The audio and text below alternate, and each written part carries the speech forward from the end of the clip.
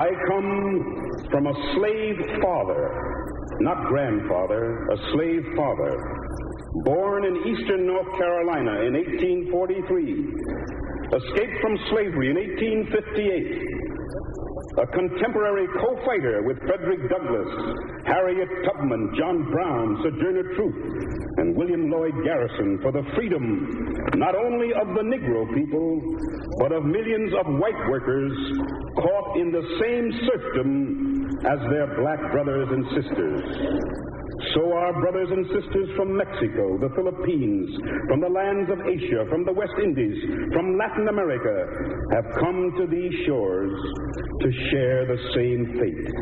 And all through our history, the working masses, colored and white, speaking many languages, representatives of the finest of the old and new world cultures, have had to fight every step of the way for a decent wage, for decent homes, for decent education for their children, for human dignity itself. There's an old man called the Mississippi. That's the old man that I'd like to be. What does he care if the world's got troubles? What does he care if the land ain't free? Old Man River, that old man River, he must know something, but don't say nothing. He just keeps rolling, he keeps on rolling along. His own plant potatoes, his own plant cotton, them that plants them, he soon forgotten. But old man River, he just keeps rolling along. You and me, we sweat and strain, body all aching and racked with pain. Tote that box, lift that veil, you get a little drunk and your land's in jail. I get weary and sick of trying. I'm tired of living and scared of dying. But old man River, he just keeps rolling along.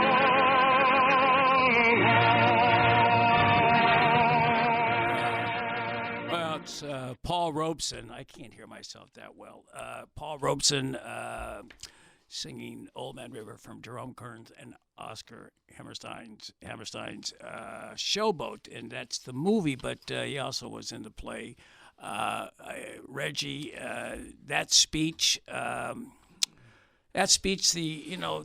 of the dilemmas putting the show together is to get the right cold opening. You know what I mean? Something that really grabs you. And Right. there were so many, as you know. Yeah. There's so many little things, and we're going to play a few of those that we could have used. Just the process of putting the show together, as Reggie knows, because when you do your show on Monday night at midnight into Tuesday from the soundboard, you start working on it very early, and you got to slap stuff together, and you got to come up with something right at the very top that grabs you.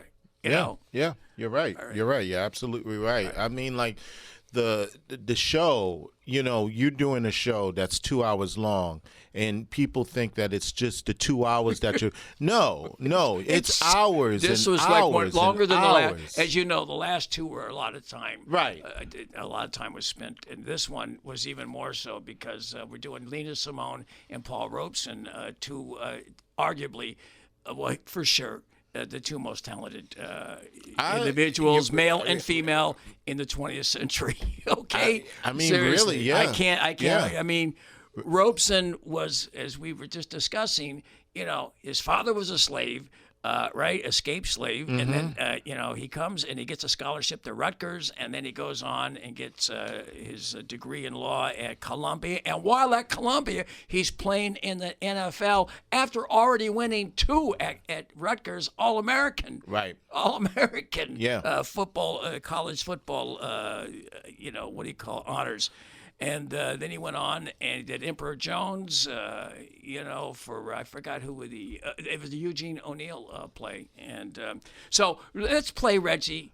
By the way, I'm Randy Credico here on Live on the Fly, and this is a Black History Month special, and it's really artists, activists extraordinaire. And we got the 2, Nina Simone and Paul Robeson. So I'm going to play this other speech, Reggie, which I could have put in there. This is him in Harlem in 1948. No, I'm not afraid of communists. Far from that, brother. I will defend them as they defended us, the Negro people and all the people of the world. To fulfill our responsibilities as Americans, we must unite, especially we Negro people. We must know our strength. We happen to be the decisive force. That's what they're scared of. That's why they terrorize us. That's why they fear us. And we must have the courage to shout at the top of our voices about our injustices. And we must lay the blame where it belongs and where it has belonged for over 300 years of slavery and continuous misery right here on our own doorstep, not over anywhere else. All right, so that's powerful. That's Harlem, 1948. All right, this is before MLK. This is before Stokely Carmichael. Yeah. This is before. It predates all of that. All of them. All right, now It here's predates all of and then he was a global traveler. Here he is Yes, in he was. Manchester.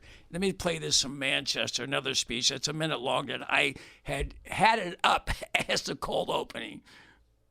I can never forget that it was the people of Manchester and of the other industrial areas of Britain who gave me the understanding of the oneness of people, a concept upon which I have based my career as an artist and citizen.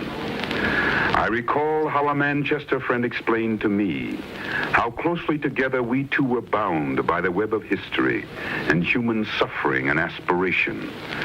He told me of the life of bitter hardship and toil, which his father and grandfather knew in the mills, those dark, satanic mills which Blake cried out against in words of fire, and of how the cotton which his forefathers wove linked them with other toilers whose sweat and blood produced that cotton in faraway America, the Negro slaves of my own father, my own people. All right, so it's just amazing, Reggie. I mean, not only was talking about, he was able to tie it all together internationally. All right, that's what made him so dangerous, I suppose. Well, he didn't have a voice like that who was already a superstar. And see, and this is exactly what, you see, we're going to be playing Malcolm later in the program. But see, when Malcolm X was talking about the black celebrity, be it athlete or actress or actor and stuff like that, and referred to them as clowns and individuals, he wasn't talking about someone like Paul Robeson. Of course not. Okay, because I know what he's talking about. Because he was someone like Paul Robeson understood the big picture. He understood and embraced, for the bad and the good of it, all the trials and tribulations that his group experienced, and correlate that with all other marginalized people around the world. Right. He was so welcomed over, and we're going to play something from Russia. You know, he spoke 11 languages, okay, fluently. We're going to play one of them soon. But, Reggie, this is him, 1960. I was going to take a piece out of this and make it as a cold opening. You'll see in this 3-minute interview, part of our interview on BBC in 1960, that you had to play this whole 3-minute clip that I had. I couldn't find. No. I couldn't cut any of it out. So, right. And he really makes it crystal clear his thoughts on the issue of colonialism. How is it that the American Negro, who for so long has been a second-class citizen in the United States... Still is, I'm sorry. Well, how is it that he's contributed so much to American culture? Well... Music, dance, everything you can think of. Well, I have to be very modest about that. I would say certainly as we look at the African peoples in Nigeria, for example, I just got a wonderful invitation to go to Nigeria to be present at the installation at the Governor General Ezekwe, an old friend, who will now, and I had to cable him. I'm in Australia. I certainly would like to be with you, but I'm out here with some good folks. But I'll get to Nigeria later. Mr. Robeson, do you feel that Africa is to some extent an affinity for it, a home, or do you still feel America is essentially your home? How do you feel? Well, let me come here. I'll come to that in just a second. But to come back to it, so I would say the Africans and the American Negroes have turned out to be an extraordinarily gifted people. The great tragedy is that by not making us full-class citizens as yet in America, they may be losing, I don't know how much yet. And to come back, I would say that unquestionably, I am an American, born there. My father slaved there. Upon the backs of my people was developed the primary wealth of America, the primary wealth. You have to have accumulated wealth to start, to build. You did it another way here in Australia. You had to build your accumulated wealth too. You just came and took it. You know what I mean? And that's what they did in most of the countries. That's what you Europeans did. You just took it. We got to catch up with you a little bit. And so in America. So there's a lot of America that belongs to me yet. You understand? But just like a Scottish American is proud of being from Scotland, I'm proud for being African. Now in our school books, they tried to tell me that all Africans were savages, till I got to London and found most of the Africans I knew were going to Oxford and Cambridge and doing very well, and learned their culture. And even once somebody had the temerity, after one had conquered the Chinese people and imposed upon them the opium trade and everything else, to suggest that they were a backward people, just the people who had been civilized so long over the rest of you folks didn't make any sense at all. So somewhere, it was wonderful to find about the colored peoples of the world that they were very advanced. So I would say today that I'm an American who is infinitely prouder to be of African descent, no question about it. No question about it. I'm an Afro-American, and I don't use the word American ever loosely again.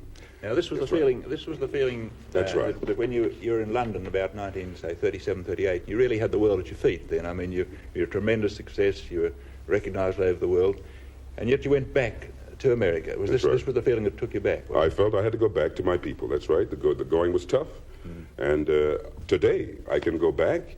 I just had my passport renewed. I could go back to pretty tough times now.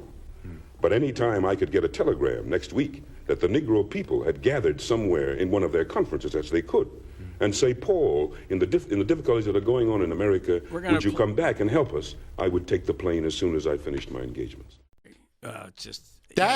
Right there, Randy, is the reason why it is not taught about what the things that Paul Robeson did. Right there. That piece right there. Right. That really summarizes it.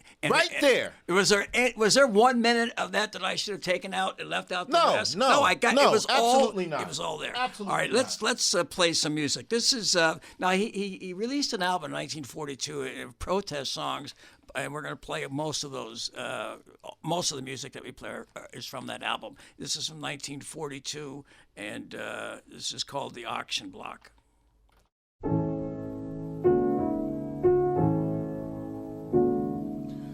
No more auction block for me.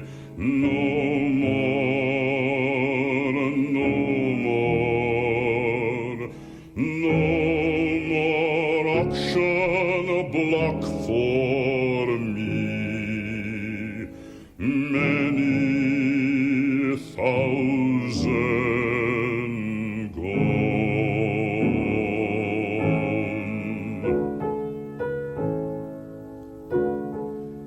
No more pint of salt for me. No more, no more.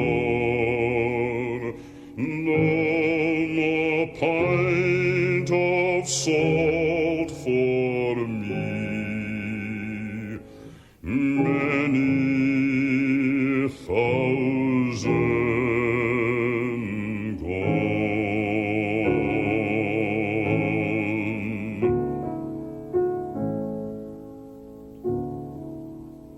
no more driver's lash for me.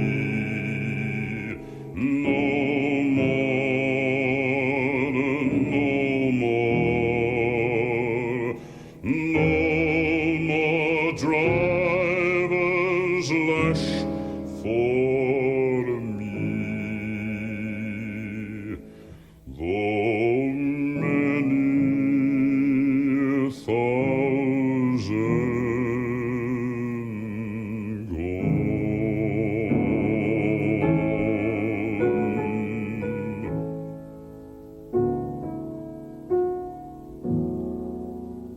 Get that album, folks, and really, it's just look it up on You know what YouTube. the crazy thing, Randy, is that Paul Robeson sells more albums, sells more music outside of this country than he does here in this country. He is probably one of the best-selling artists in Ireland, okay? In Ireland, in the country of Ireland, because why? Relatability. Sinead O'Connor, when she was still around, said that Paul Robeson was one of the people that she admired the most. Well, I certainly admired him since I was very young, but even more so the older I get, because there's very few individuals of his nature and ilk and his commitment to human rights, civil rights, a crusader for human rights. All right. And unapologetic of it. Yes. And he knew I love it when he's talking about the wealth of this nation. And that's why I'm such a ardent, uncompromising supporter of reparations. We've got to pay, folks. And in the meantime, if as we're thinking about paying and we play this next tune, please support this station, okay? Because you're not going to get this anywhere else. You're not going to get it on NPR. You're not going to get it on MSNBC or you're not going to get any of the podcasts. All the podcasts that you watch, these political podcasts, which is like 100% white guys, older white guys, pundits talking about the same thing, all right? You're not going to get that. You're not going to get that. Very few black guests on any of those shows, by the way. I've been when I used to watch. And what them. other radio station that would actually dedicate amount of time to someone like Paul Robeson? Right. No, you know? And I'm going to give you that number. It's 833 WBAI NYC. All right? Or buddy. .wbai.org. And so please support us. And so we're going to play this. Now, he went back. I just want to show you the talent that he has. I said he spoke 11 languages. I had one of him talking fluently in Chinese and Mandarin. And then this is him right when he got his passport. Where did he go? Right to Russia. And he spoke at a factory there, and he sang. And here it is. It's very short. Okay, here we go. All right. Мой отец рабом был. Мой отец.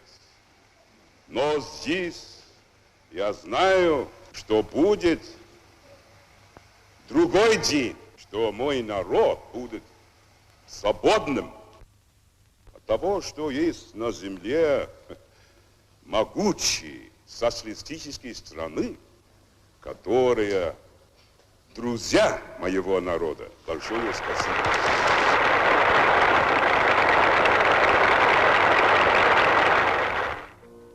You jack of diamonds, now you jack of diamonds. Well, I know you are old, boys. Yes, I know you are old. You robbed my pocket. Yes, you robbed my pocket. Done robbed my pocket of a silver and a gold.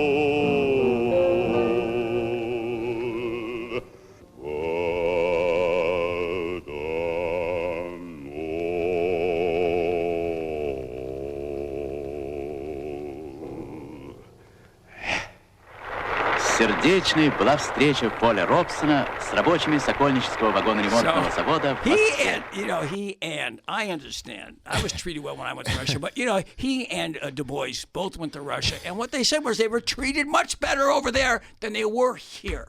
All right? Got to be careful of playing Robeson and praising Russia because that make you a Putin puppet. Oh, yeah, I'm a Putin puppet. I'd like to be a Zelensky puppet and start doing cocaine again and have 11 homes. Robeson been Italy, dead for 50 years, and he'll be accused of being a Putin puppet yeah, today. Of course. We're all Putin puppets. Now, let's support that war so more Ukrainians get killed. You can't make this stuff up, man. What a cartoon we live in. Yeah, of course. They all say that. That's like such a burnt-out trope. All these people that say that, they're NATO people, and they're basically racist. Those who support the proxy war, and that means they support NATO. That means they support what they did in Kosovo, what they did in Libya, and what they did in Syria, what they did in Iraq, and what they did in Afghanistan. That's what you support. It's lazy That's what thinking. you support. It's lazy thinking. All right. It's so easy, folks. No critical thinking at all. No. None. None. They don't know. I somebody's said that. finally standing up against Trump, but you want Trump to go and, you want him to keep this war going. Somebody is standing up. It's his war. Right. And somebody is standing up against NATO and all the crap they've done over the last 50 years. Aren't you glad that Russia said no to NATO? Or do you like what they did in Libya? Is that what you like? All right, let's not get into that. That's next week. All right, that's the show. I'm going to have 5 white guys on next week to talk about that. All right, let's go. Let's go. Well, you're not going to have Garland Nixon on at least? Yes, he has a lot of white guys on his show. I like Garland is good. Yes. Garland, yes. No, and I like Garland. I like Garland. I want to be clear. Great. I like Garland. I like Garland. He's great. He's on our sister channel there in yes. But he hasn't been on in a while, but he used to go on. Well, we're going to have him back on soon. So let's go into Robeson. As I said, he spoke 11 languages, and now that's him in the USSR in 1960. We're going to move on, him singing opera. Now, this is Mozart's Magic Flute, okay? This is him singing opera. Here we go. Here we go.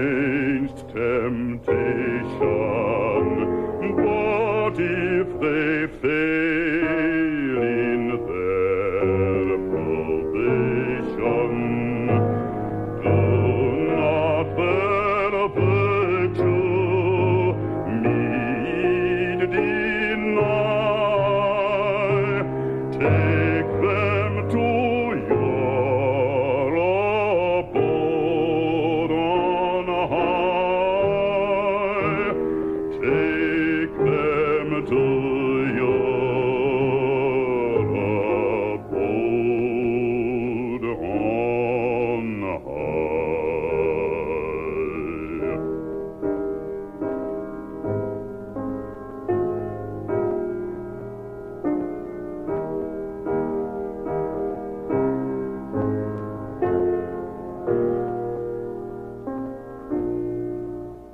All right, so there is German. You corrected me on that one, Reggie. So he spoke German, he spoke Russian, he spoke 11 Chinese, languages. 11 languages. I just seriously, and the Nina Simone. He's really was a Renaissance man. Yes. He was truly a Renaissance man. Yes, he was Spartacus during the Renaissance and the Enlightenment combined. All right, seriously, and so now you got that. And he's well known, of course, Shakespearean actor. This is him. This is at not a private, but it was a speech he was giving, and what he did was he played the last act, the last monologue, last soliloquy of Othello in this piece, and he leads us into it. It's in front of a big crowd here. All right, this is Paul Robeson, and I don't know what year it was, but somewhere. It's 1948. Yeah, it's in the 50s. I'd like to do a short excerpt from Shakespeare's Othello.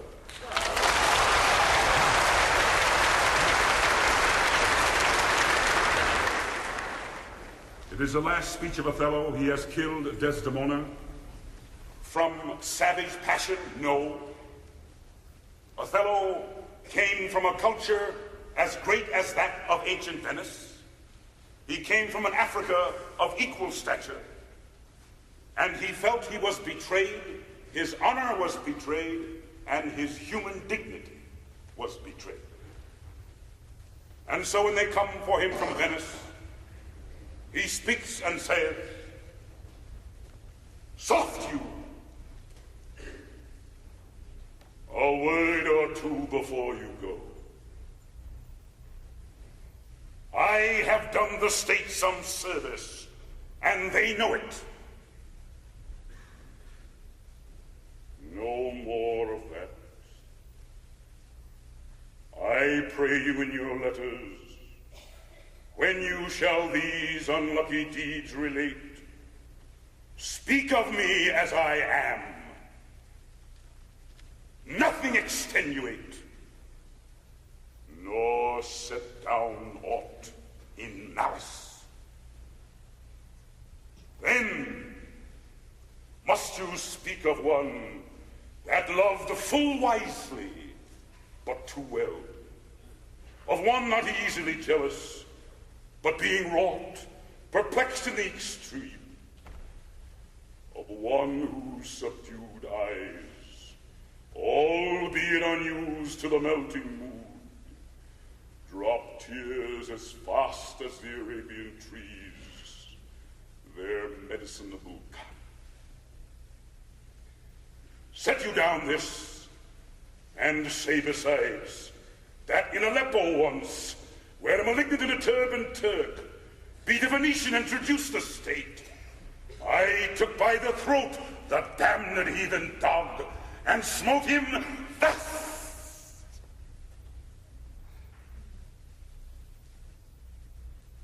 I kissed thee ere I killed thee. No way but this, killing myself to die upon a kiss.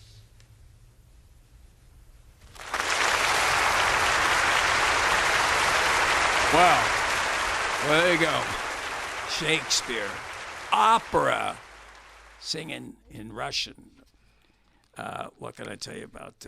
We haven't gotten into athlete, practicing attorney. Practicing attorney. It's... Forget about it. Actor, Emperor Jones. Watch that. All right. So, Reggie, we're going to go back. He was deeply involved, and this came up, and we're going to play it later on, his appearance before the House Un-American Activities Committee. This came up that he went to Spain, same way Bogart was brought up in Casablanca. You ran guns to the Spanish loyalists. All right, so here he was there. There's a lot from him in Spain, and this is a popular tune there in Spain during that war. And this is from that same album, Protest Songs. You can get it there, but you can get it other places. And this is the Four Insurgent Generals.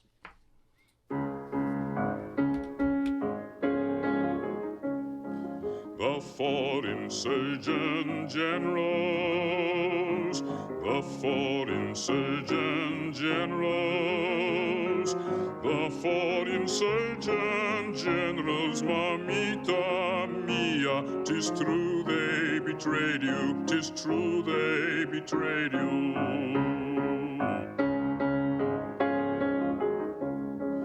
One Christmas whole evening, one Christmas whole evening, one Christmas whole evening, mamita mia, they'll all be hanging, they'll all be hanging.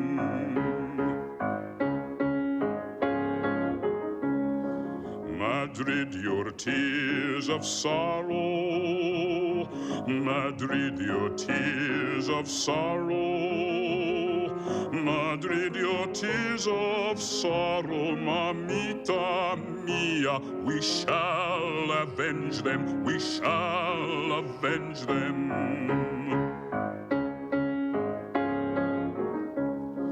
Los cuatro generales,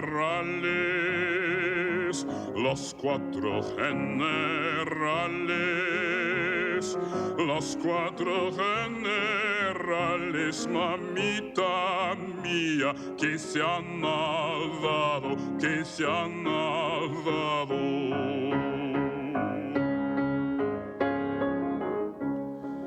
Para la noche buena, para la noche buena, para la noche buena, mamita mía, serán arcados, serán arcados.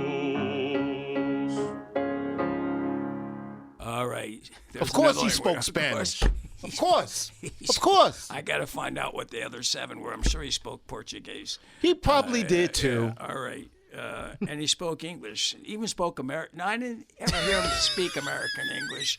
All right. So he spoke English like Shakespearean English. All right. Careful now, because there are people thinking that, you know, you got to speak American and not English. And, Right. and you know, and people, there's some folks that actually think that American and English are two different things. Right. This is really what's Spanglish. When people say Spanglish. Yeah. English is, American English. It's right. It's really watered down. All right. What kind of two countries divided by one language? They used to say.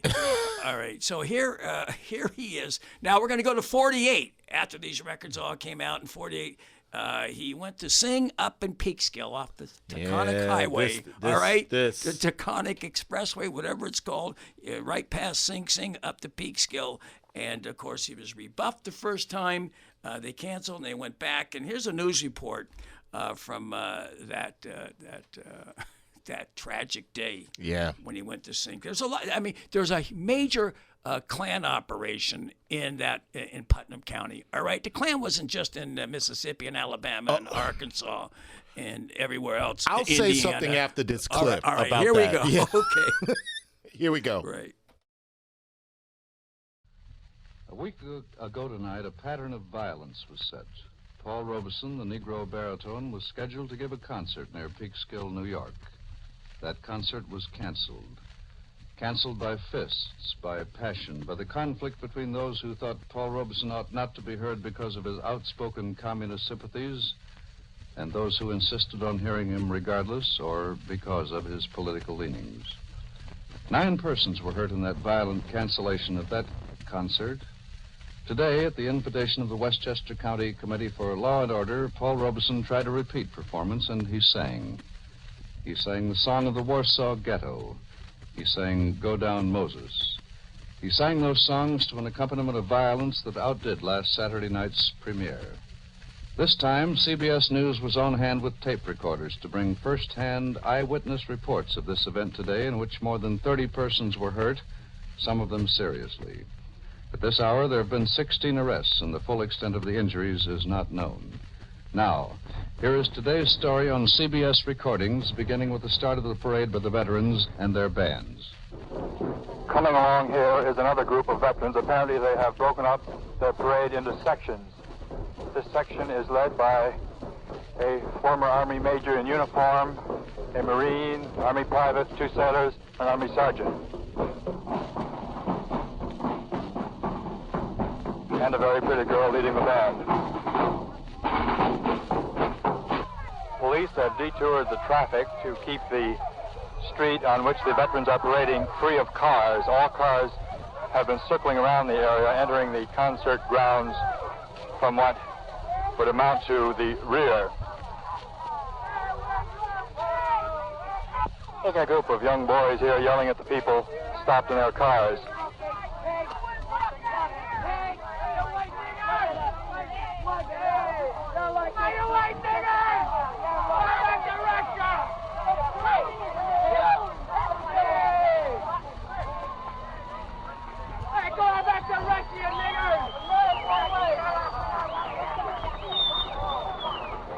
These are all young boys, not veterans. Now, the reason for today's concert. Frederick Gottlieb, a spokesman for the Committee for Law and Order, tells why Paul Robeson was invited to make this second appearance. Doctor, who arranged the organization here? They seem very well organized, and the place is well guarded so that no one could break in.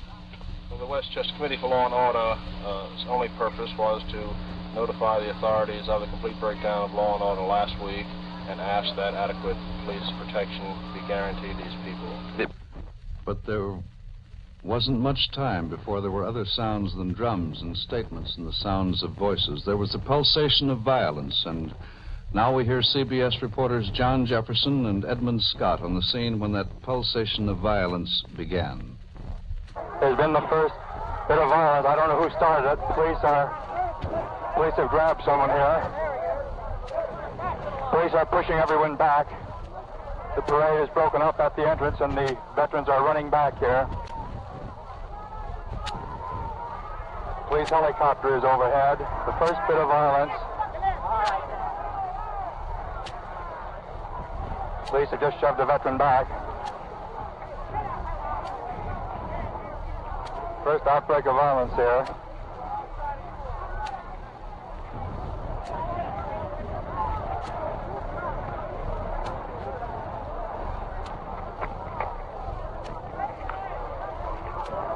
The first outbreak of fighting began when one man broke through the opposite side of the road through the veterans' lines and punched one of the men in the concert grounds. Police arrested him immediately and are now massing here at the entrance, holding the people back. There are hundreds and hundreds of people here, and if there's a serious outbreak, it will be very bad. Right. So Red Jeff basically local ICE team there. I mean, it's like basically the same thing. Those were like black shirts.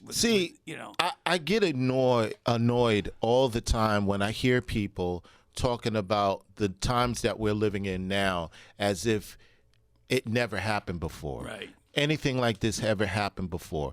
And I keep reminding people on the air and off the air is that when you have a country that bases its foundation on a genocide of a group of people that were here already, and when you bring people from another part of the world to do your back-breaking infrastructure building work, how are you going to tell me that what we had just experienced with ICE, a couple of months ago, for the past, year or so, is unique and different?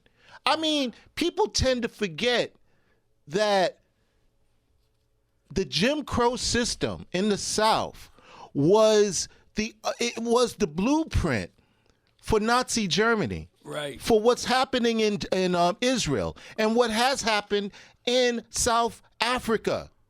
And that's why I keep saying all the time, Randy, we got to learn our history. We got to learn our history. Right. All Which the leads time. us into this next song. We're going to skip. We'll do it next week. Okay, which song this is is the. It's called the Pete Bog.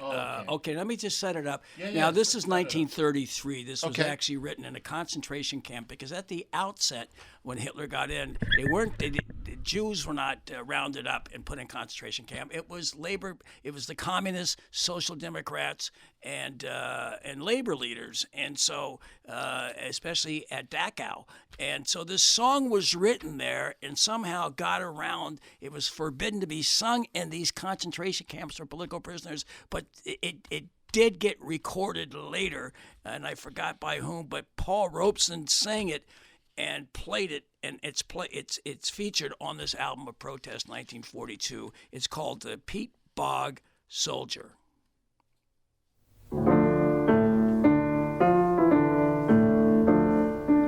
Far and wide as the eye can wander, heath and bog are everywhere. Not a bird sings out to cheer us, oaks are standing gaunt and bare. We are the peat bog soldiers, we're marching with our spades to the bog. Up and down the guards are pacing, no one can go through. Flight would mean a sure death facing, guns and barbed wire greet our view. We are the peat bog soldiers, we're marching with our spades to the bog. But for us there is no complaining, winter will in time be past. One day we shall cry rejoicing, homeland dear, you're mine at last. Then will the peat bog soldiers march no more with their spades to the bog. Doch für uns gibt es kein Klagen, ewig kann's nicht Winter sein. Einmal werden froh wir sagen, Heimat, du bist wieder mein. Dann ziehen die Moorsoldaten nicht mehr mit dem Spaten ins Moor. Dann ziehen die Moorsoldaten nicht mehr mit dem Spaten ins Moor. All right, we just found another language in there. Randy Critical Live here with Reggie Johnson, and we're working together on this 2-hour special, Black History Month special, and it's really, what can I tell you, messengers of song, rebellion, human rights, all of that. I know you're looking something up there, Reggie, but so... Now, you've heard all the stuff building up in 1950, 51, and all of that you've heard speeches. You're gonna miss out. We played it earlier, 52, when he was in at that peace conference right on the Canadian border. If we have time in this first hour, we'll play a few minutes of it. But I want to play this. This is really significant, Reggie, because he appeared before the HUAC committee, I think, in the House Un-American Activities Committee. And there's really no audio. I looked everywhere at Library of Congress. I couldn't find it. But there was this great, and we've played this before. Right. It's James Earl Jones.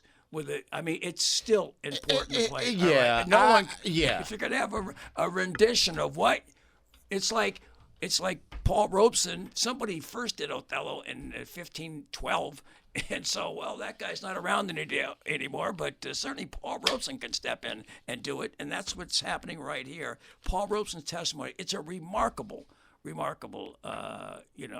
rendition. exchange is just amazing. Right. So let's play that. This is Paul Robeson as played by the great late James Earl Jones. Are you now a member of the Communist Party? Oh, please. Please answer, will you, Mr. Robeson? What is the Communist Party? What do you mean by that? Are you now a member of the Communist Party? Would you like to come to the ballot box when I vote and take out the ballot and see? Mr. Chairman, I respectfully suggest the witness be directed to answer the question. You are directed to answer the question. I invoke the Fifth Amendment and forget it. I respectfully suggest the witness be directed to answer the question whether If he gave us a truthful answer, he would be supplying information which might be used against him in a criminal proceeding. You are directed to answer, Mr. Robeson. In the first place, wherever I have been in the world, the first to die in the struggle against fascism were the communists. I laid many wreaths upon the graves of communists. That is not criminal. Chief Justice Warren has been very clear that the Fifth Amendment does not have anything to do with the influence of criminality, and I invoke the Fifth Amendment. Have you ever been known under the name of John Thomas? Oh, please, does somebody here want me to put up a perjury someplace? John Thomas, my name is Paul Robeson, and anything I have to say, I have said in public all over the world, and that is why I'm here today. Mr. Chairman, I ask that you direct the witness to answer the question. He's making a speech. I ask you to affirm or deny the fact that your Communist Party name was John Thomas. I invoke the Fifth Amendment. This is really ridiculous. The witness talks very loud when he makes a speech, but when he invokes the Fifth Amendment, I can't hear him. I have medals for diction. I can talk plenty loud. Will you talk a little louder? I invoke the Fifth Amendment loudly. Sir, who are Mr. and Mrs. Vladimir I Nikiev? invoke the Fifth Amendment. Do you know a Manning Johnson? I invoke the Fifth Amendment. Do you know Gregory Kifitz? I invoke the Fifth Amendment. Do you know a Max Jurgen? I invoke the Fifth Amendment. Max Jurgen. Why don't you have these people here to be cross-examined? Could I ask whether this is legal? This is not only legal, but usual. By unanimous vote, this committee has been instructed to perform this very distasteful task. To whom am I talking? You're speaking to the chairman of the committee.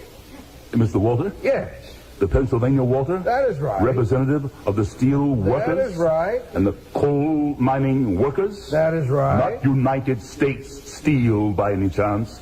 A great patriot. That is right. You are the author of the bills that are going to keep all kinds of decent people out of the country. No, only your kind. Colored people like myself.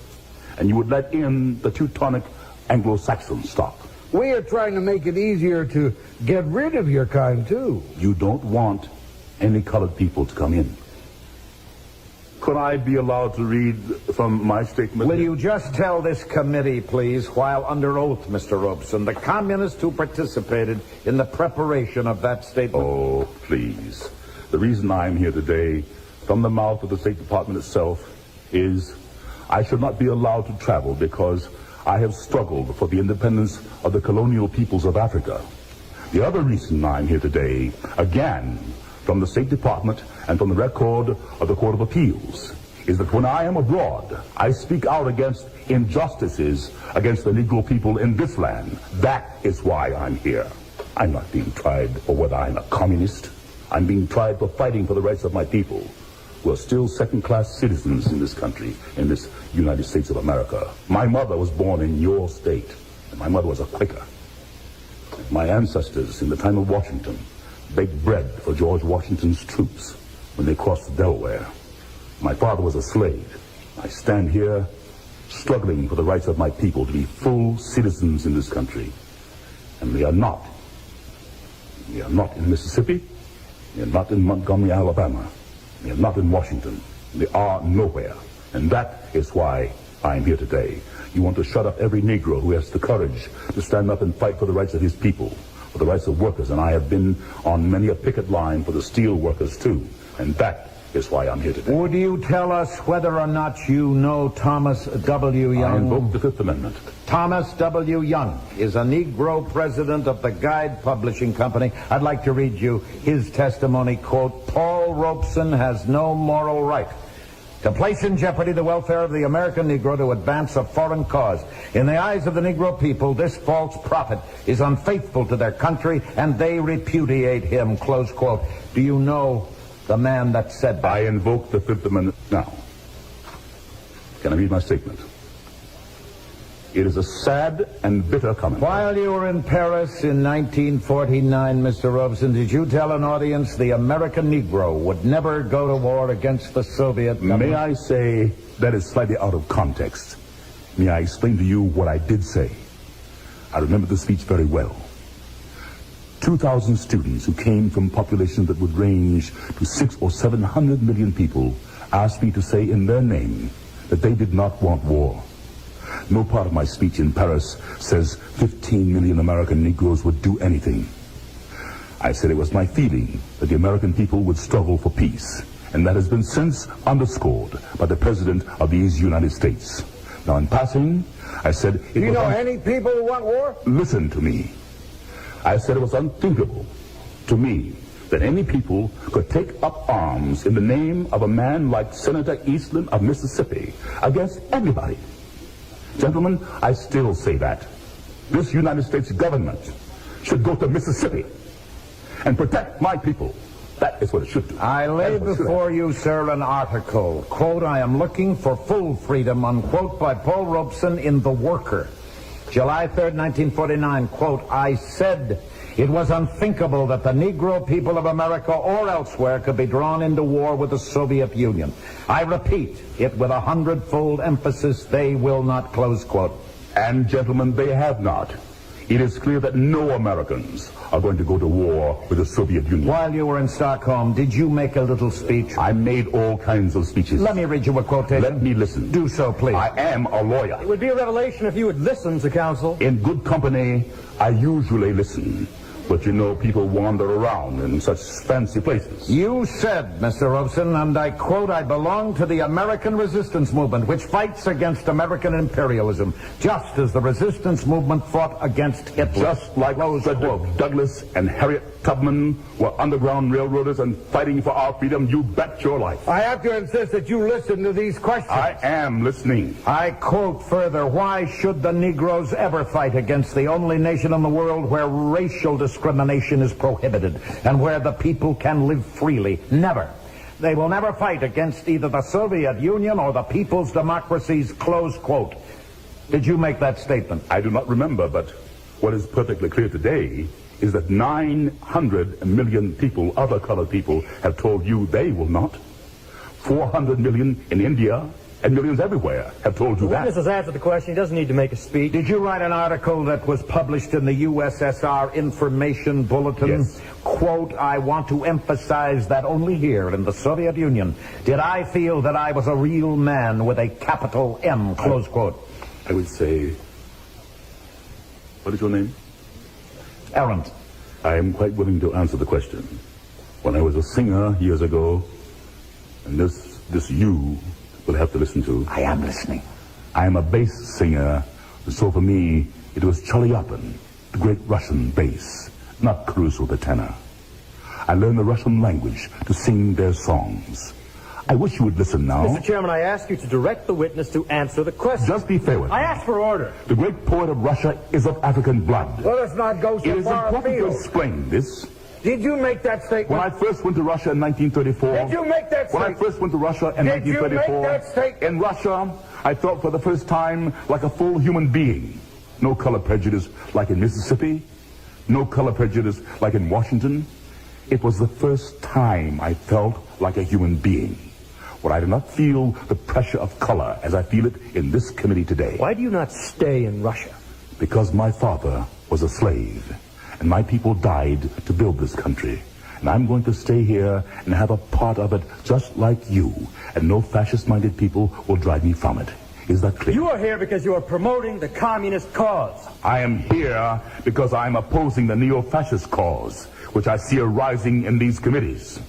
Jefferson could be sitting here, and Frederick Douglass could be sitting here. Eugene Debs could be sitting here. Now, what prejudice are you talking about? You were graduated from Rutgers. You were graduated from the University of Pennsylvania. I remember seeing you play football at Lehigh. There was no prejudice against you. Just a moment. This is something I challenge very deeply, that the success of a few Negroes can make up for $700 a year for thousands of Negro families in the South. My father was a slave, and I have cousins who are sharecroppers. I do not see success in terms of myself. I have sacrificed hundreds of thousands of dollars for what I believe in. While you were in Moscow, Mr. Robeson, did you make a speech lauding Stalin? I can't remember. Have you recently changed your mind about Stalin? Stalin, gentlemen, is a question for the Soviet Union, and I won't argue with a representative of the people who, in building America, wasted the lives of my people. You are responsible, you and your forebears, for 60 to 100 million black people dying in the slave ships and on the plantations. Don't you ask me about anybody. I'm sure you wouldn't want to discuss with us the slave labor camps in the Nothing Soviet could build Union. more on slavery than this society, I assure you. I would invite your attention to the Daily Worker of June 29, 1949, with reference to a get-together with you and Ben Davis, formerly communist councilman in New York. Do you know Ben One Davis? of my dearest friends. He is as patriotic an American as can be, and you, gentlemen, are the non-patriots. Just a minute. You are the un-American. The hearing is now adjourned. I think it should be. I've endured all of this that I can. Can I read my statement? No! The meeting is adjourned. It should be. All right. I will never get tired of listening to that. I mean, it was him. Ever. It was him. Really, Ever. seriously, he channeled Robeson. I mean, seriously, Robeson, I'm not sure couldn't have done it any better. I'll be honest with you. No, I mean, oh my God. What a great talent. I mean, great, and that's the exact transcript. Nothing was redacted, and it's too bad we don't have the authentic audio, but that's just as good. You got to hear it. Look, I mean, wasn't that's me the reading it. If I that was read the it, next best thing. That was the next best thing. You know, and again, as we go into the next hour, and we're going to be focusing on Malcolm X, I know that. Now we're going to be focused on Nina Simone as well as Nina Simone. This, yet again, is another example of why Malcolm said what he said about black artists being clowns. All right. Okay, Paul Robeson was not that. All right. With that said, Reggie, we're going to go into we've played it many times, but we've never played this version of John Brown's Body. Oh, John Brown's Body by sung by Paul Robeson. This is kind of a protracted version of it. Okay. All right, and then we're gonna roll into the Nina Simone hour, and which includes Malcolm X. Okay, yes. They were very close friends. Okay. All right, here we go. We'll be right back.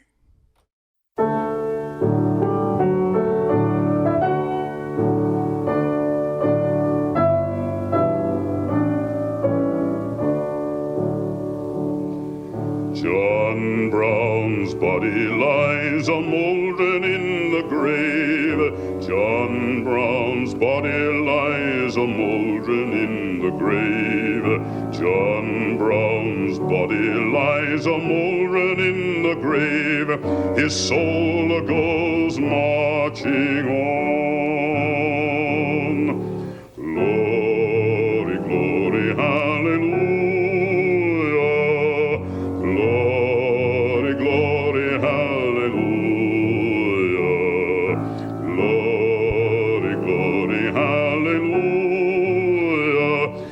Soul goes marching on.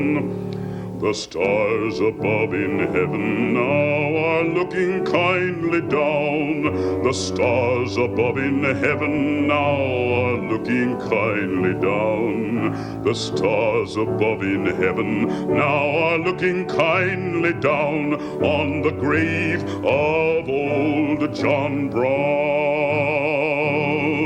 Glory, glory, hallelujah. Glory, glory, hallelujah. Glory, glory, hallelujah. His soul goes marching on. America's working folk are all remembering of the spot. America's working folk are all remembering of the spot. America's working folk are all remembering of the spot. It's the grave of old John Brown. Glory, glory, hallelujah. Glory, glory, hallelujah.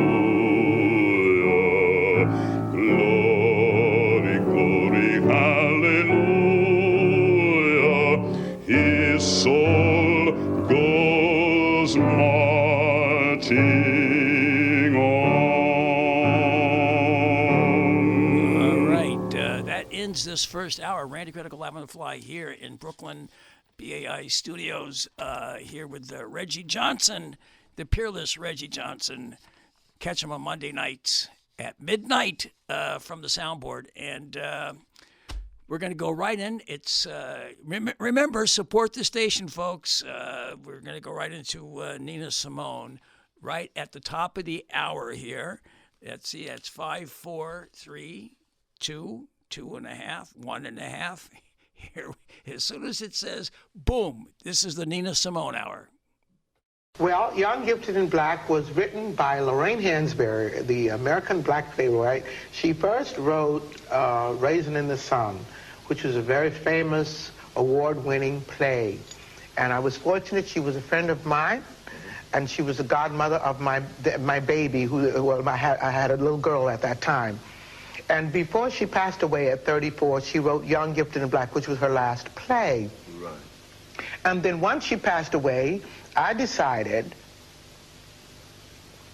to make it into a song. The night she passed away, I called my lyricist and I said, can you put music to Young, Gifted, and Black? And we put it to music that night.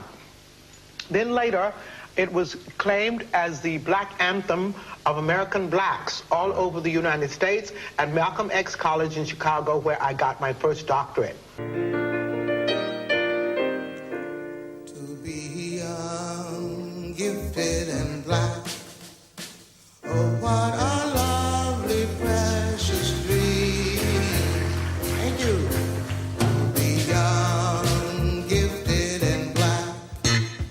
Open your heart to what I mean.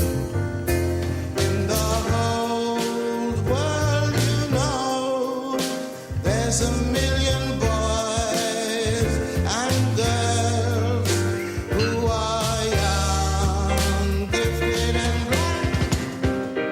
And that's a fact. You are young, gifted, and black. We must begin to tell our young there's a world waiting for you. Yours is the quest that's just begun. So when you're feeling real low, there's a great truth that you should know.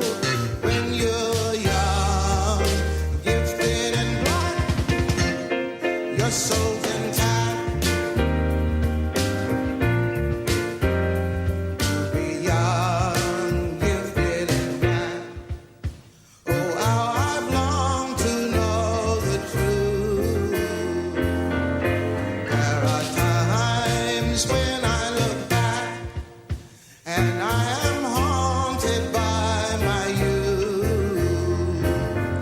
But my joy out today is that we can all be proud to say, when you're young, gifted, and black, that's where it's at. That's where it's at. That's where it's at. That's where it's at.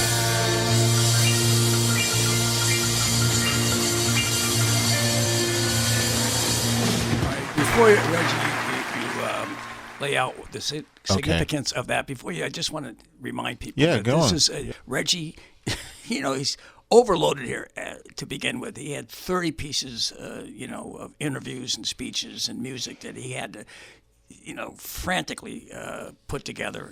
But he did it deftly. It was easy for him. It looks easy, but he makes it look easy. But I know how difficult it is. Yeah, I made it look easy. You make it look easy. All right, but I know how difficult it is. You never complain about it. But all right, so Reggie, that song there, all right, the significance, it's kind of a very important piece of music. Extremely. For people. I mean, like, first of all, To Be Young, Gifted, and Black, that was a song that was written back in 1969 by playwright Weldon Irvine, and who he himself is a grossly underrated individual. I mean, amazing. But it was a play by... but it was a play based on the play of Lorraine Hansberry. Right. Okay? But I think this was a period of time where clearly self-empowerment was at its height. And had a lot of influence, this song, right? Hugely. I mean, like, this song was also covered by Donny Hathaway, Aretha Franklin, even Elton John. Elton John did a cover We're on never this playing. song. We're not playing that ever. Okay. No, but I'm just saying anything how, from Sir Elton John. Yeah, Right. but Michelle Ndegeocello, all these people, it's really just showing that, hey, not only that we're human beings, but we're exceptional. That's what the song is basically talking about, you know? And the thing is, and to remind people the exceptionality, it's okay to be who you are. Exactly. That's, All right. yeah. All right, so now we move into this other one that if I had done this at the top of the show, I may have played this. Now, this is a song that everyone's heard, and we've played it before here, but there's a little preface to it from an interview, and it's about what it's like to be free, and then we go into the song, I Wish I Could Know How It Feels to Be Free, and we'll be back after that, Reggie. Well, what's free to you mean? What's free to me? Yeah. Same thing it is to you. You tell me. No, you tell me. No. Because I've been talking to you for such a long... It's just a feeling. It's just a feeling. It's like, how do you tell somebody how it feels to be in love? How are you going to tell anybody who has not been in love how it feels to be in love? You cannot do it to save your life. You can describe things, but you can't tell them. But you know it when it happens. That's what I mean by free. I've had a couple of times on stage when I really felt free. And that's something else. That's really something else. Like I'll tell you what freedom is to me. No fear.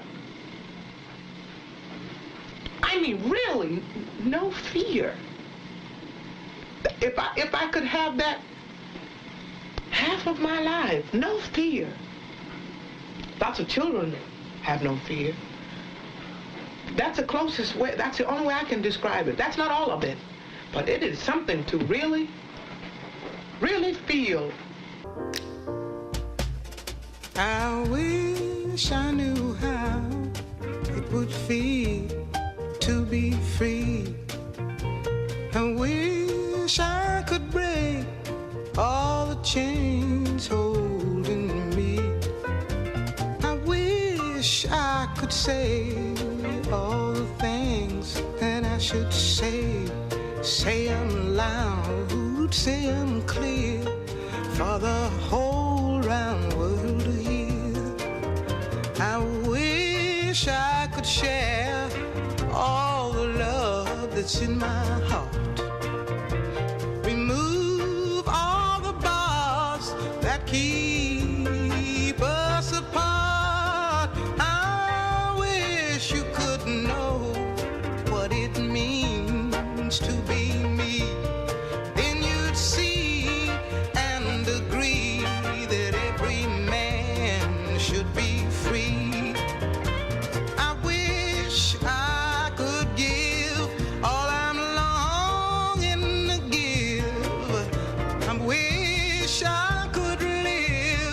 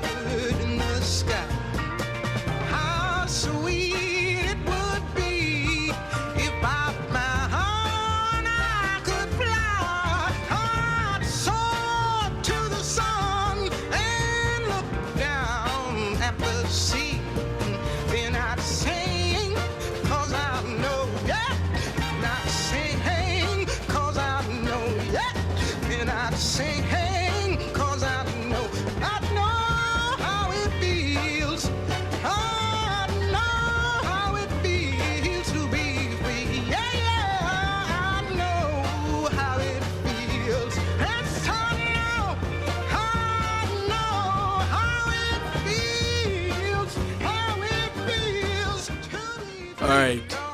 Nina Simone, but this is Randy Critical Live on the Fly. Here, Reggie Johnson. It's Black History Month, and these are well, not these because it's two.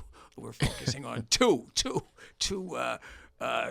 you know, activists, artists extraordinaire. That's all I can tell you. I mean, I can't come up with enough superlatives for them, Reggie. To be honest with you, I mean, I need like it would be fill up the Library of Alexandria or the House of Wisdom in Baghdad to come up with all the superlatives that these two individuals deserve.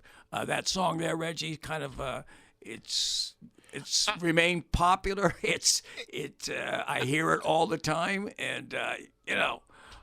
I'm trying to play some that are a little not rare, but less played today. But this one had to be played. Well, I mean, like, what was not said about this song that has been said already?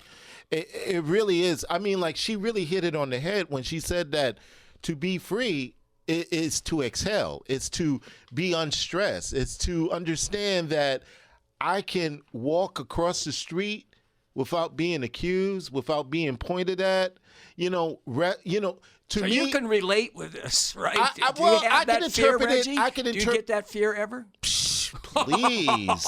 All right. So look, I will say it like this: if being free is like Sunday afternoon, spring, drinking, having a brunch, having some kind of brunch or something like that. Coney Island at Paul's something like that. Yeah.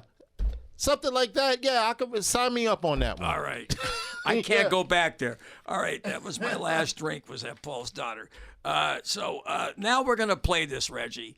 It's 1 and 2, Revolution 1 and 2. And the Beatles came out with their Revolution. She had an answer to it. That's what I'm supposing, right? Her answer to the Beatles Revolution, when you talk about you can count me out. Oh, yeah, right, all right. So this is her.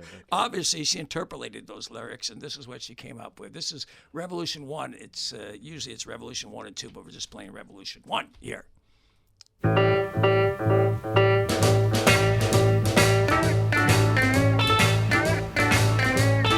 Now we got a revolution, 'cause I see the face of things to come.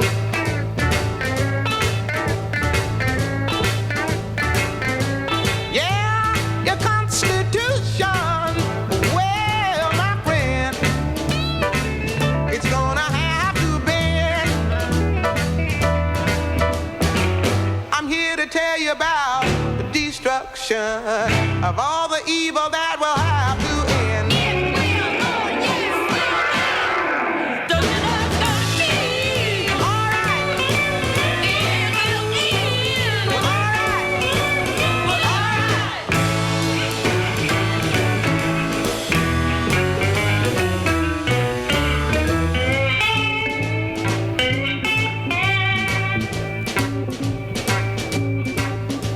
Some folks are gonna get the notion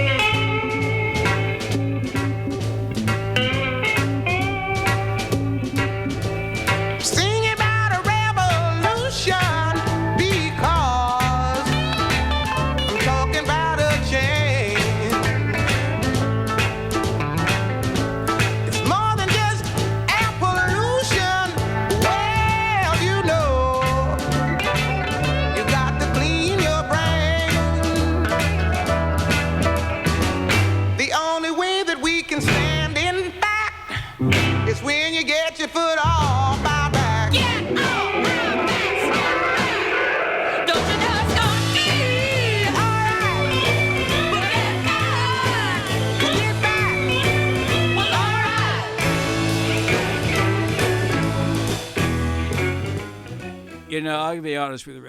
I really liked it 10 times more than the Beatles. I think it was some Revolver, that tune. But nobody texted me to tell me if it was from Sgt. Pepper's or. I think it was Revolver. Right, I think you're right. Okay. I think it's. So it wasn't the White Album. It was. No. Okay, I don't think it was the White Album. All right. Or Sgt. Pepper's or. The White Album had Revolution Number 9. Yeah, right. Well, you know your music. You know your Beatles. I loved the Beatles when I was 9 years old. You know why I loved them? Because I was 9 years old. Well, all right. yeah. I mean, there's some of the songs I like. If I heard them today for the first time, I wouldn't have liked them. I would always say that I have a lot of respect for the Beatles and for the Rolling Stones, only because they're here. There were two white bands from the UK calling out other white people here in this country to say that the source of the music that you enjoying, that you're a fan of us, comes from black folks. Right, exactly. Okay, so which we demonstrated last week, right? Yeah. All right. Yeah. All right. Now listen, we're gonna go here, Reggie. We had that series with Richard Wolff, the Weimar Republic, 3 or 4 part series. And I do remember. Twice we played Pirate Jenny, which is from Threepenny Opera, sung by Lotta Lenya, written by Bertolt Brecht, and the lyrics and the music by Kurt Weill. But you heard it the first time. You don't associate them with that Threepenny Opera. You associate it with the first iteration of Threepenny Opera, I didn't know it at the time, came from this version that we're going to hear, Pirate Jenny. Oh man, it's a heavy one. Yeah, hey, Pirate Jenny is a great piece by Lotta Lenya, and she's one of the greatest talents. European. Seriously, I will actually go as far as telling you this. Back in the day, when there was a show on Channel 7 called Like It Is, was hosted by Gil Noble. Yes. It was Gil Noble that played a recorded version of this, Pirate Jenny. That was how I first was introduced to I heard this. it for the first time last night. That was that was like almost 50 years ago. It's a long tune, and I really was vacillating if I was going to play this or some other tune, but we're going to play this Pirate Jenny by, I guess, I don't know who wrote the lyrics, or she did. I didn't do that much research into the song, but I said I got to play it, and we're going to play it here. Listen to the lyrics. You people can watch while I'm scrubbing these floors, and I'm scrubbing the floors while you're gawking. Maybe once you tip me and it makes you feel swell in this crummy southern town, in this crummy old hotel, but you'll never guess to who you're talking. No, you could never guess to who you're talking.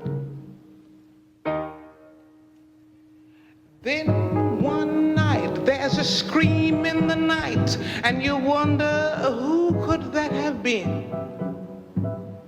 And you see me kinda grinning while I'm scrubbing, and you say, what she got to grin? I'll tell you, there's a ship, the black freighter, with a skull on its masthead, will be coming in.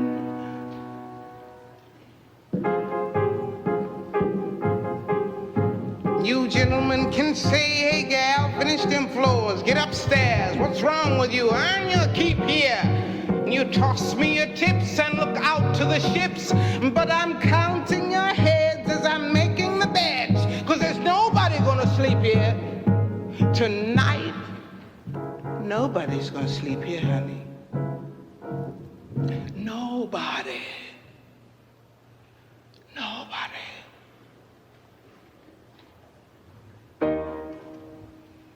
Then one night, there's a scream in the night, and you say, who's that kicking up a row?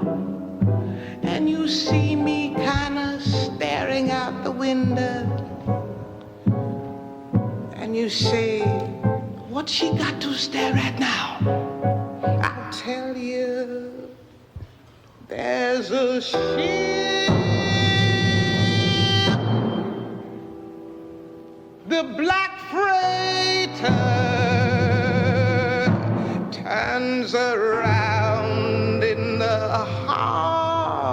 mother shooting guns from her bow. Now, you gentlemen can wipe off that smile off your face, 'cause every building in town is a flat one. This whole frickin' place will be down to the ground. Only this cheap hotel standing up safe and sound. And you yell, why do they spare that one? Yes, that's what you say. Why do they spare that one?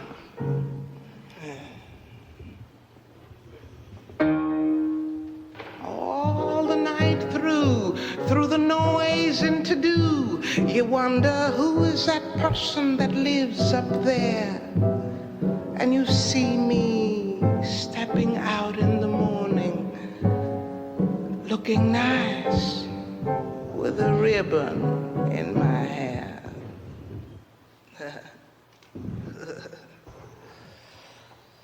And the ship,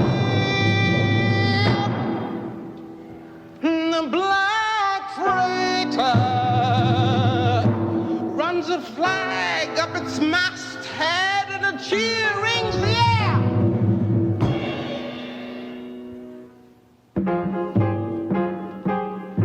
By noontime the dock is a-swarming with men coming out from the ghostly freighter, and they're moving the shadows where no one can see, and they're chaining up people and they're bringing them to me, asking me, kill them now or later.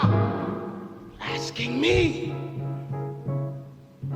kill them now or later. Noon by the clock, and so still at the dock you can hear a foghorn miles away, and in that quiet of death I'll say, right now. Right now.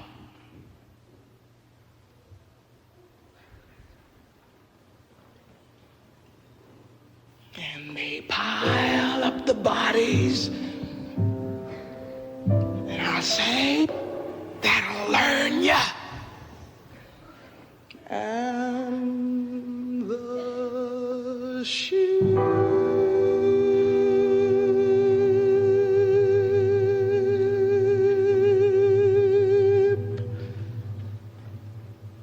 the black freighter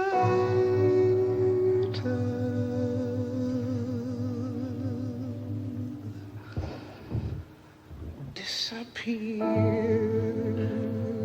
out to sea.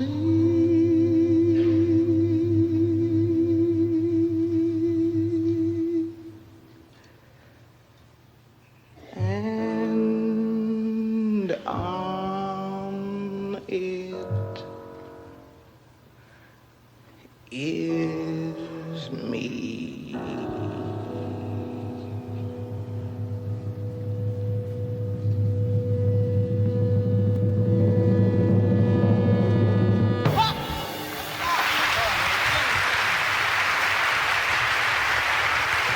Powerful, Reggie, powerful. And I got to tell you something. I like the version very much, and I do like the version by Lotta Lenya, and they're two different versions. No, they're two different versions, and they both can be appreciated because they're. She was such a great artist, right? You know, and by the way, Kurt Weill was influenced heavily by Louis Armstrong. So there you go. You were talking about how the Beatles and Jefferson, not Jefferson, the Rolling Stones, right? How they came, and the music that you're listening to today. Well, yeah, I mean, like, but a lot of that music in Europe was influenced by, and it came back here by Kurt Weill, and by Louis Armstrong to Kurt Weill. Right. Anyway, we talked about that. Right. We're all over the place now. Now we have, as I said earlier, we don't have. It's hard to find. I may have said this off mic, Reggie. Hard to find speeches. Now she was as radical as they came.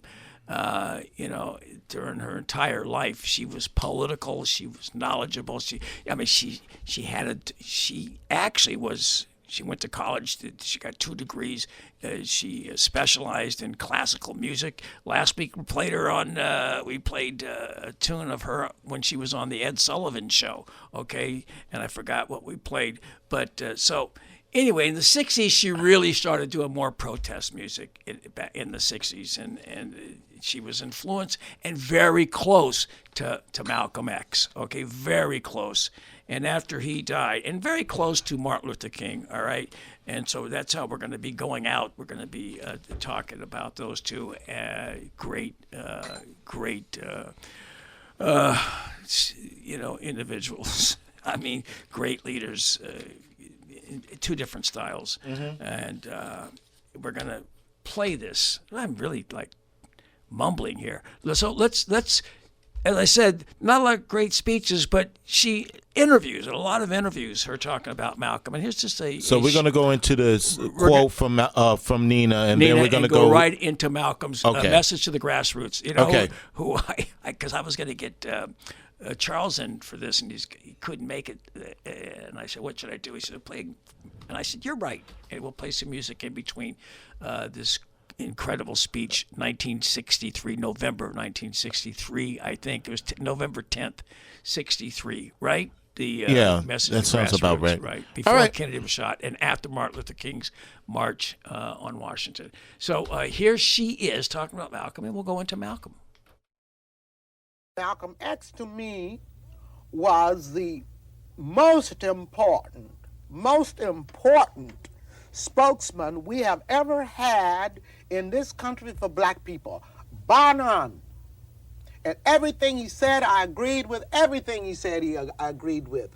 And I was absolutely, I'm still not over the fact that he's gone. And I really would like to say that I think it's black people's fault that he's dead. Just as it's black people's fault that Martin Luther King is dead. They didn't give him any protection. They ran him away. They followed him, but they didn't protect him. They're willing to die, but they're not willing to kill. Hey, man, I get upset when I think about it. I get upset, and that's one of the reasons I don't live in this country. There's no protection. And during the few moments that we have left, we want to have just an off-the-cuff chat between you and me, us. We want to talk right down to earth in a language that everybody here can easily understand. We all agree tonight, all of the speakers have agreed that America has a very serious problem. Not only does America have a very serious problem, but our people have a very serious problem.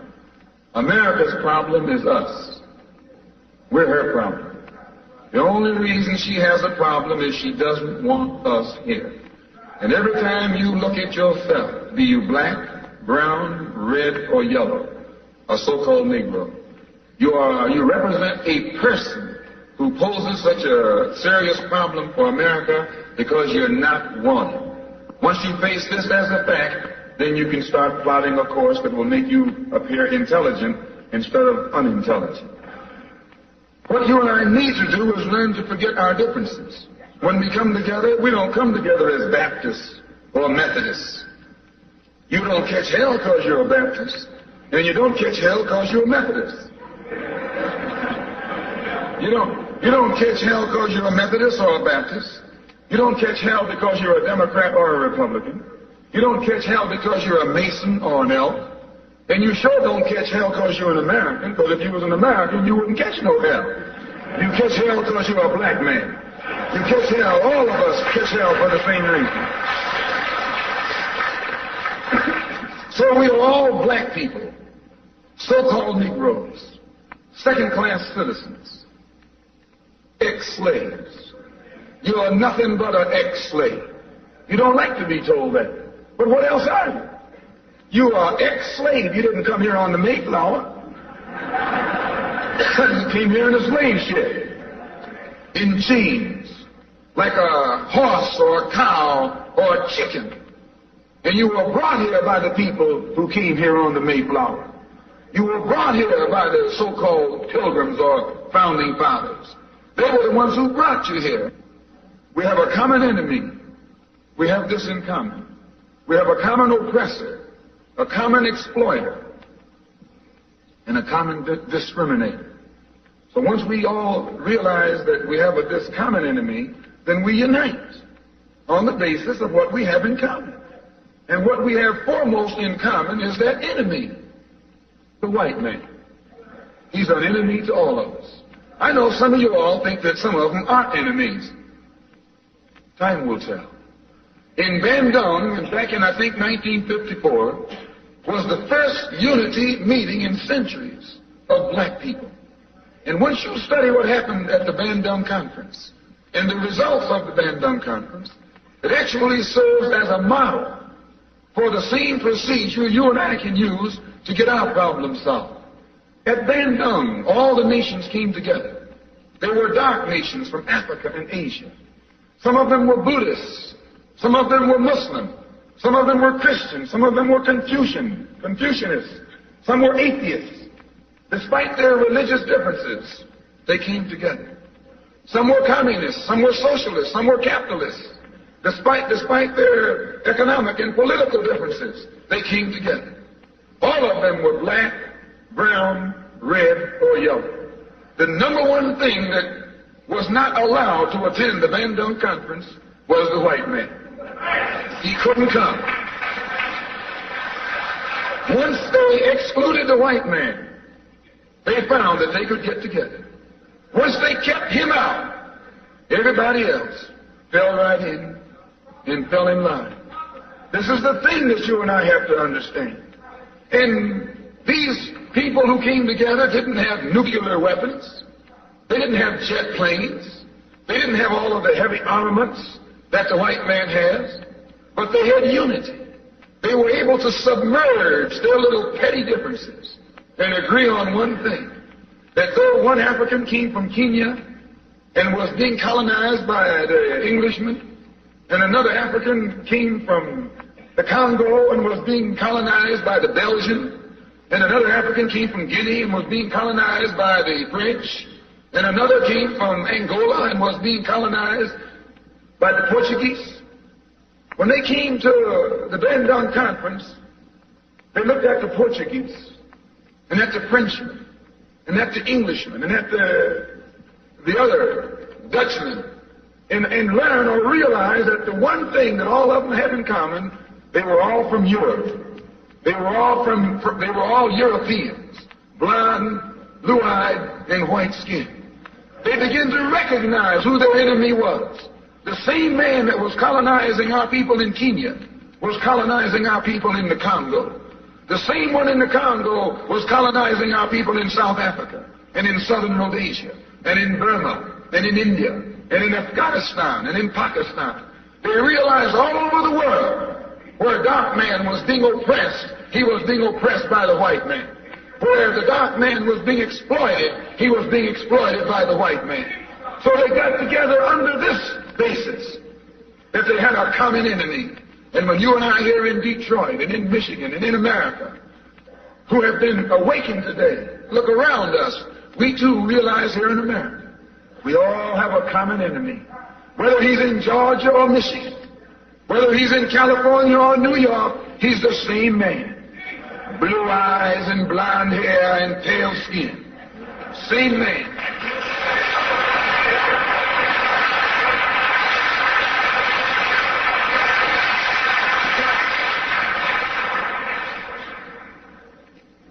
So what we have to do is what they did. They agreed to stop quarreling among themselves.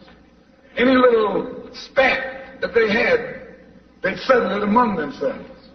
Go into a huddle. Don't let the enemy know that you got a disagreement. Instead of us airing our differences in public, we have to realize we're all the same family. And when you have a family squabble, you don't get out on the sidewalk. If you do, everybody calls you uncouth, unrefined, uncivilized, savage. If you don't make it at home, you settle it at home. You get in the closet, argue it out behind closed doors. And then when you come out on the street, you pose a common front, a united front.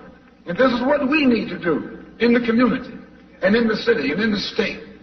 We need to stop airing our differences in front of the white man.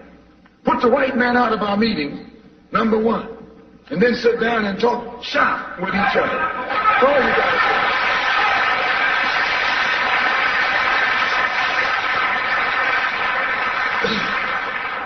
I would like to make a few comments concerning the difference between the Black Revolution and the Negro Revolution. There's a difference. Are they both the same? And if they're not, what is the difference? What is the difference between a Black Revolution and a Negro Revolution? First, what is a revolution? Sometimes I'm inclined to believe that many of our people are using this word revolution loosely, without taking careful consideration what this word actually means.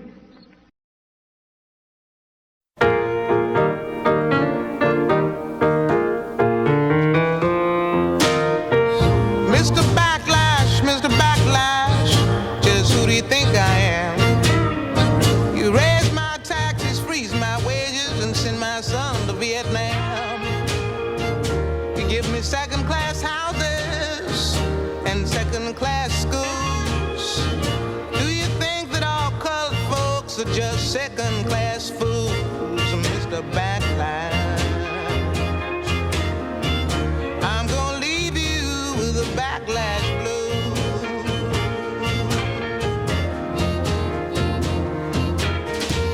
When I try to find a job to earn a little cash, all you got to offer is your mean old white backlash. But the world is big, big and bright and round, and it's full of folks like me who are black, yellow, beige, and brown, Mr. Backlash. I'm gonna leave you with a backlash blue.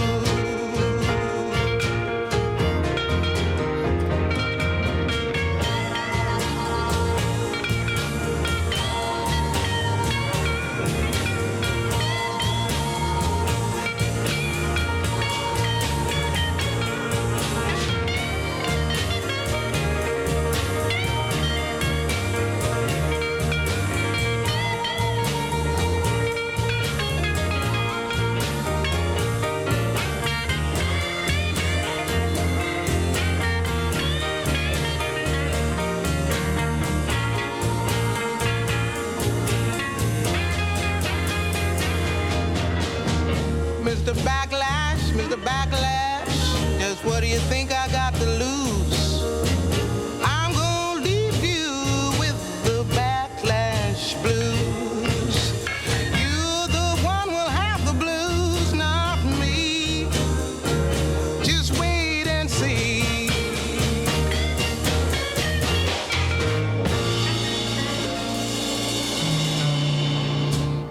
And what its historic characteristics are.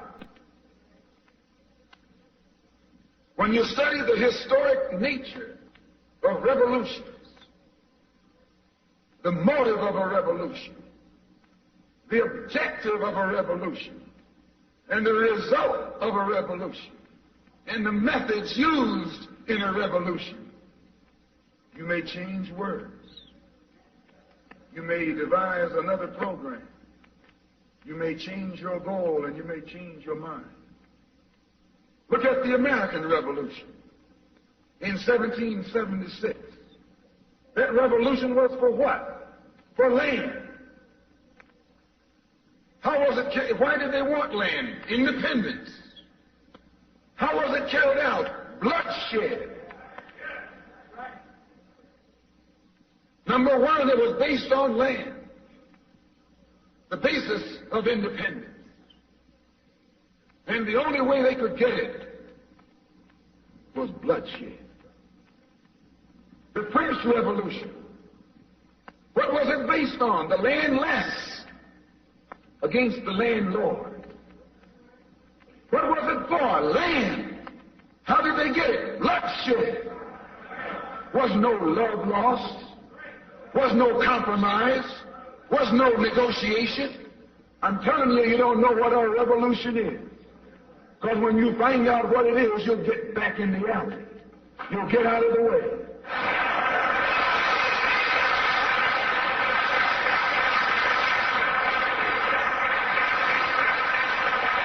The moment, the Russian Revolution, what was it based on? Land. The landless against the landlord. How did they bring it about? Bloodshed. You haven't got a revolution that doesn't involve bloodshed. And you're afraid to bleed. I said you're afraid to bleed. Long as the white man sent you to Korea, you bled. He sent you to Germany, you bled. He sent you to the South Pacific to fight the Japanese, you bled. You bleed for white people. But when it comes time to seeing your own churches being bombed and little black girls murdered, you haven't got no blood.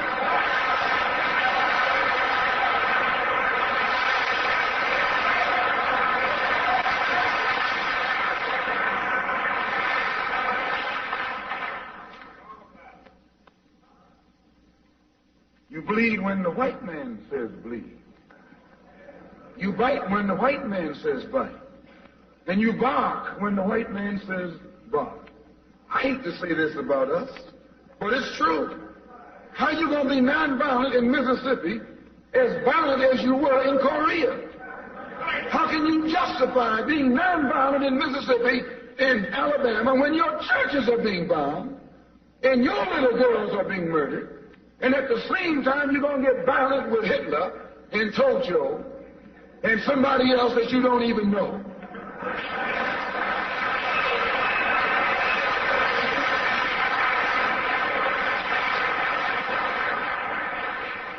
If violence is wrong in America, violence is wrong abroad. If it's wrong to be violent, defending black women and black children and black babies and black men, then it's wrong for America to draft us and make us violent abroad in defense of her.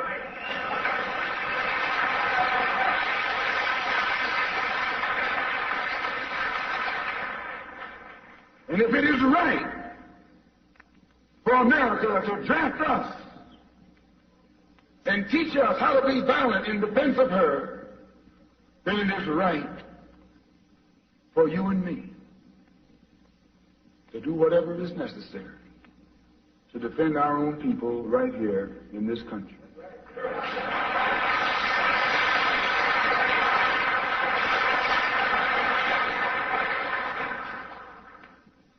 The Chinese Revolution. They wanted land. They threw the British out, along with the Uncle Tom Chinese. Yeah, they did. They set a good example.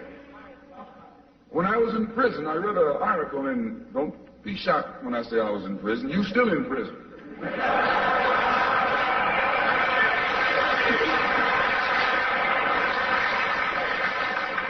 That's what America means, prison. When I was in prison, I read an article in Life magazine showing a little Chinese girl, 9 years old. Her father was on his hands and knees, and she was pulling the trigger because he was an Uncle Tom Chinaman. When they had the revolution over there, they took a whole generation of Uncle Toms, just wiped them out. And within 10 years, that little girl became a full-grown woman. No more Toms in China. And today it's one of the toughest, roughest, most feared countries on this earth by the white man, because there are no Uncle Toms over there.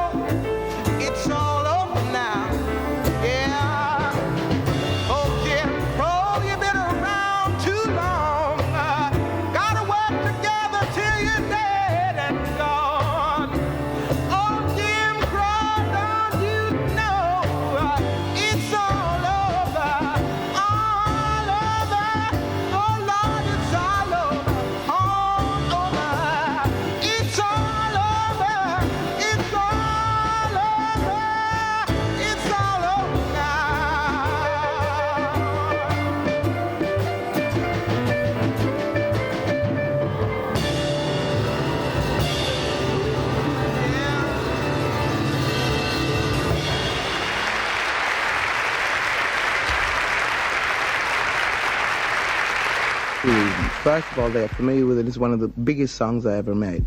Secondly, it's important in 1984 because no one really commemorated or remembered, in my opinion, enough Martin Luther King. And Mississippi Goddamn brings him back. Plus, you have a group, a British group here. I heard it 4 or 5 days ago. They're called, oh dear, something U2. I don't know whether they're a British group or not. U2? And they have made a hit out of a song called something about love, Out of Love or something. It's a big hit now, and it's about the story of Dr. Martin Luther King. Did you know that, Snoochie? It's true. And so that's not dead in their minds. The youth need to know the history of America. Since America is on top, they need to know what we did there. And so I'm happy that I'm still singing it, because that group obviously had been thinking about it too. And in 1984, they were able to put together a sound that became a hit, which means that he is still now alive in the eyes and the ears and the brains of many young people. I think that's important, and that's my contribution. The name of this tune is Mississippi Goddamn.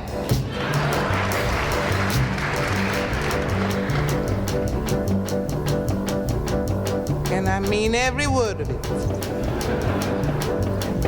Alabama's got me so upset. Tennessee made me lose my rest. And everybody knows about Mississippi Goddamn. Alabama's got me so upset. Tennessee made me lose my rest. And everybody knows about Mississippi Goddamn. Can't you see it? Can't you feel it? It's all in the air. I can't stand the pressure much longer. Somebody say a prayer.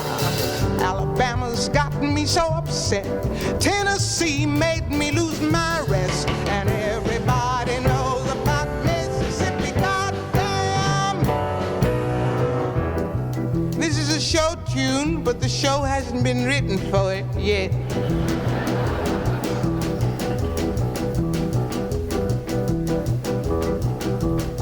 Hound dogs on my trail, school children sitting in jail, black cat cross my path. I think every day's gonna be my last.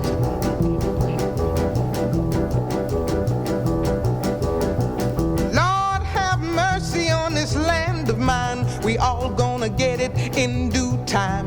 I don't belong here, I don't belong there. I've even stopped believing in prayer.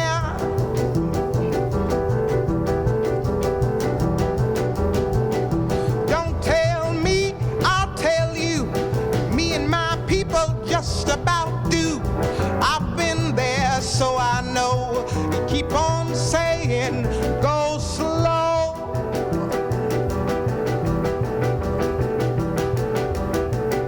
But that's just the trouble. Washing the windows, picking the cotton. You're just plain rotten. You're too damn lazy. Your thinking's crazy. Where am I going? What am I doing? I don't know. Just try to do your very best. Stand up, be counted with all the rest. 'Cause everybody knows about Mississippi Goddamn. I bet you thought I was kidding, didn't you? Picket lines, school boycotts. They try to say it's a communist plot. All I want is equality for my sister, my brother, my people, and me. Yes, you lied to me. All right, keep it going for a second. All right, so that's Mississippi Goddamn, and we only have a few minutes left, and I have to squeeze this in. I got to put it in. This is Nina singing, and it was written tonight. Well, she'll explain it to you. This is called Why. Why the King of Love is Dead. And I want to thank everybody. Thank you, Reggie. Thank you, Kelly, for making some of these clips for me. And we'll see you next week. I think it's all Motown and etc., Reggie, right? And thank you so much. Etc. Etc. Right. All right. All right, we're going to go into this final. All right. Here we go. This is it. We're closing with this. Do things gradually, but bring more tragedy. Why don't you see it? Why don't you feel it? I don't know. Yeah.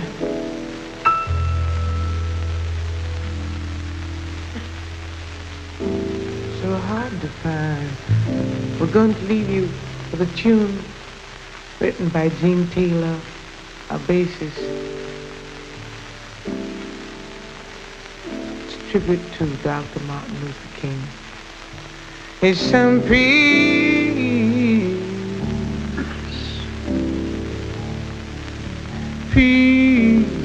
of mind. Oh yeah.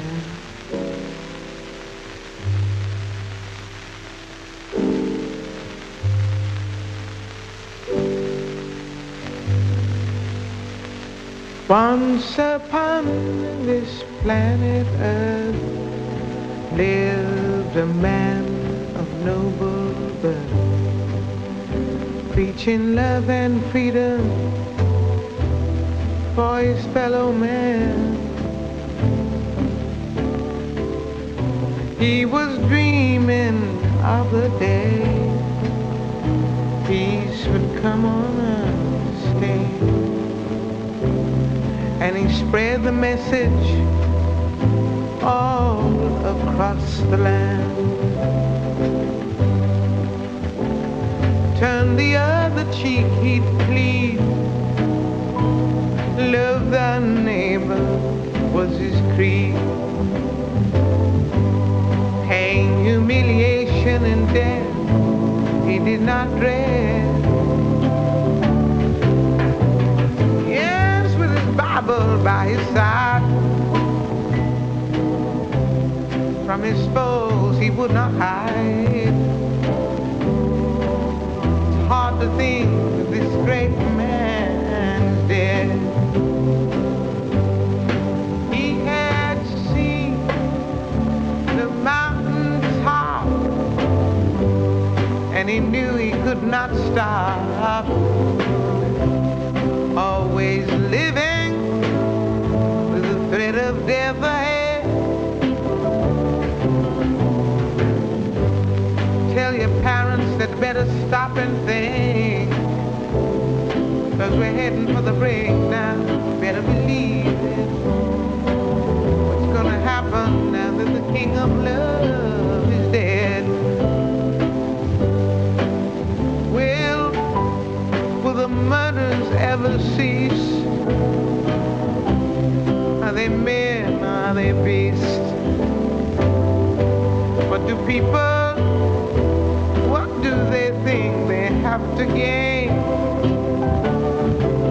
Well, will your nation stand or fall?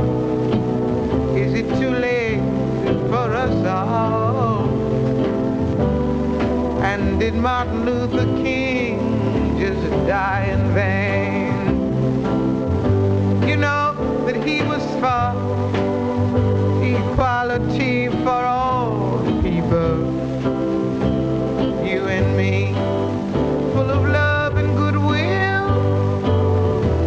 Hate was not his way. He was not a violent man. So tell me, honey, tell me if you can, why was he shot down the other day? It was prejudice, it was hate, bigotry sealed his fate. Go on, cry, cry, your tears won't change a thing. Will my country ever love? Must have killed at every turn. We've got to know by now what the consequences changes will bring. Yes, he had seen mountaintop, and he knew he could not stop. Always living with the threat of death ahead. Yeah, yeah, yeah. Folks, you'd better stop and think, for we're all heading for the brink. Hear me now. What will happen now? What's gonna happen now?